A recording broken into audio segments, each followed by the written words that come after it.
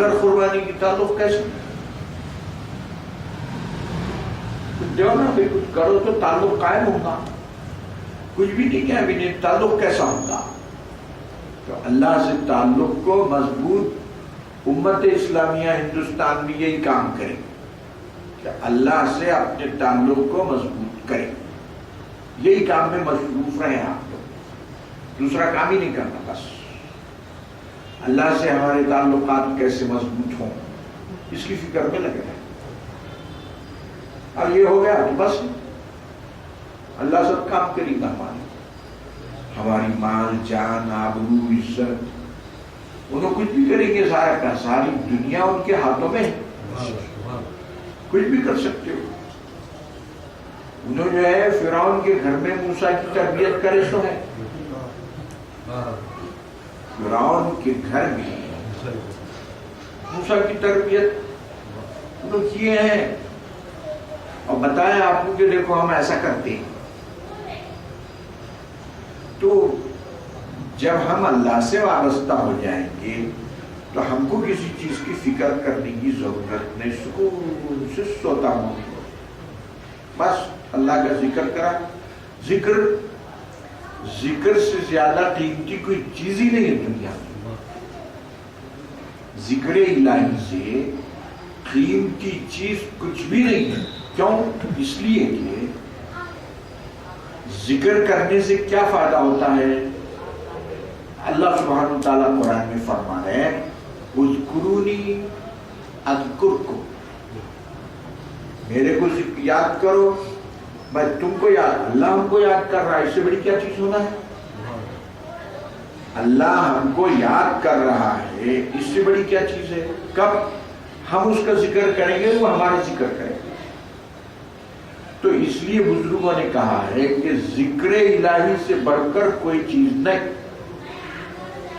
اس لیے کہ اللہ آپ کو یاد کر رہا، کتنی بڑی چیز ہے کہ اللہ آپ کو یاد کر رہا ہے، تو آپ کو نقصان کیسا پہنچائے گا وہ؟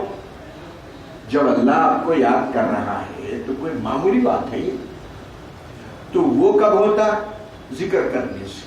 آپ ذکر کریں گے تو اللہ آپ کا ذکر کرے گا۔ فاذکرونی اذکرکم واشکروا لی ولا تکفرون، اور میرا شکر ادا کرو، ناشکری مت کرو۔ تو توحید یہ انبیاء علیہ السلام کا خاصہ ہے، امت اسلامیہ کی شناخت ہے توحید۔ حضرت شیخ عبد القادر جیلانی رحمۃ اللہ علیہ نے کیا فرمایا؟ فرمایا کہ میں نے دیکھا توحید کا میدان خالی دکھا، میرے توحید کا میدان میرے کو جب خالی دکھا تو میں نے اپنا وہاں ڈیرا ڈالا۔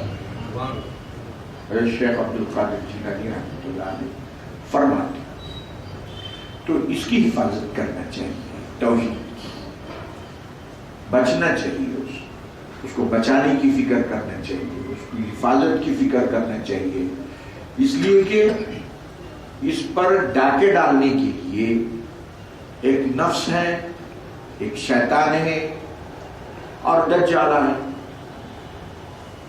انہوں نے فرمایا نا کہ میری امت میں 30 دجال پیدا ہوں گے اور آخر میں وہ دجال کانا دجال آئے گا۔ تو یہ دجال لوگ توحید پر ڈاکہ ڈالنے اور اس کا خاتمہ کرنے کی فکر میں لگے ہوئے ہیں کہ یہ نعمت، یہ ہیرا ان کے ہاتھوں میں آیا، کیسا نکالنا ہے اس کی حفاظت کی ضرورت ہے۔ اس میں بے راہ روی، اوندھے چتے کام، یہ جتنے یہ بدعقیدگیاں ہیں، اس کی وجہ سے یہ توحید پر ڈاکہ پڑ جاتا ہے، غلط فکر، غلط ذہن، اس کی وجہ سے توحید متاثر ہوتی ہے۔ اس کو بچانے کی ضرورت ہے۔ تو یہ اب یہ دیکھیے تو مہینہ وہی چل رہا ہے نا، مہینہ تو وہی چل رہا ہے، اور سفر، اور وہ آپ کے وہ کیا 13 تیزی یعنی 13 دن اس سفر پورا منحوس ہے، اور اس میں خاص طور پر 13 تیزی یعنی 13 دن اور بھی زیادہ منحوس ہے۔ تو حضور نے صاف حدیث میں اس سے منع فرمایا، لا سفر ولا رجبیت ولا عدوہ ولا طیرت ولا ہامہ، منع فرما دیا حضور۔ مصر فتح ہو گیا، عمرو بن العاص رضی اللہ تعالیٰ عنہ گورنر مصر کے، ان کے پاس لوگ آ گئے، بولے حضور یہ جو نیل ہے اسی میں ہماری زراعت، ہمارے مصر کی پوری ترقی خوشحالی اسی پانی سے ہے، اور ہر سال جو ہے اس کے موسم میں جب تک کہ ایک لڑکی کو دلہن بنا کے، خوبصورت ترین لڑکی کو دلہن بنا کے اس کے بیچ میں بلیدان کے طور پر نہیں ڈالا جاتا، یہ جوش میں نہیں آتی۔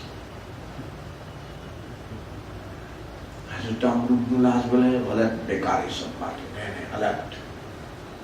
پھر آئے لوگ، بولے حضور دیکھیے پانی نہیں آ رہا ہے،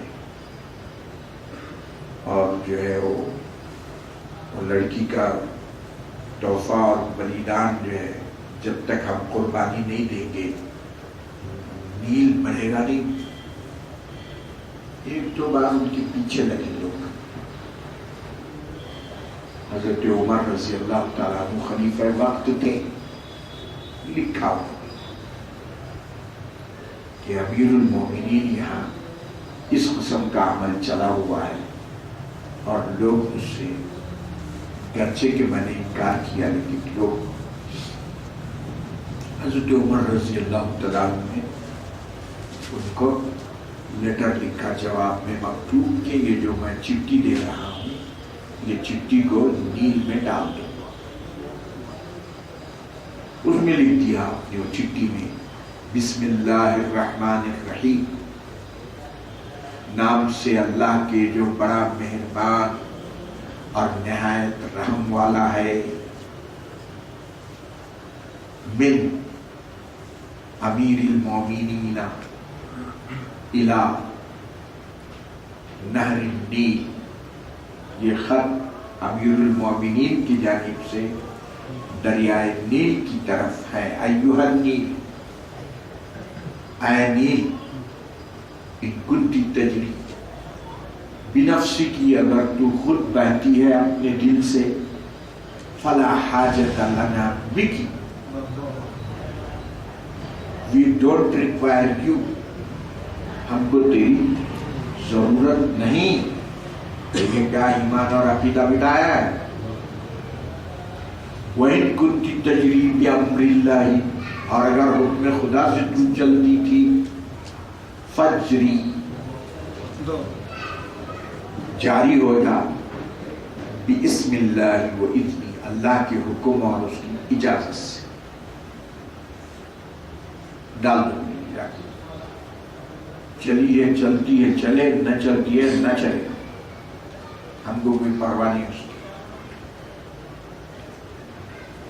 مورخین نے لکھا کہ وہ چٹھی ڈالی گئی، اور اس کے بعد جو دریائے نیل میں طوفان آیا، جوش آیا، ہر سال سے 6 گز زیادہ، اور وہ بدبخت رسم جو تھی منحوس، اس کا خاتمہ۔ سے بڑے بڑے کارنامے مسلمانوں نے کی، ایسے ایمان افروز واقعات جس کی کوئی حد نہیں۔ توہمات، شیطان، جن، بڑی شیطان سے مومن ڈرنے والا، شیطان ملے تو وہ تو اس سے اس کا گلا دبائے۔ مومن اللہ کی عبادت کرنے والا اللہ کے نافرمان سے ڈرے، اللہ کا فرما بردار اللہ کے نافرمان سے گھبرائے آئے، ہرگز نہیں۔ اور انسان کو اللہ سبحانہ وتعالیٰ نے اشرف المخلوقات بنایا ہے۔ یہ شیطان، جن، بھوت، پریت، یہ سب ادنا مخلوق ہے، یہ سب تو اشرف المخلوق ادنا مخلوق سے ڈرے۔ ہمارے استاذ تھے مولانا حاجی منیر الدین صاحب رحمۃ اللہ علیہ خطیب مکہ مسجد تھے.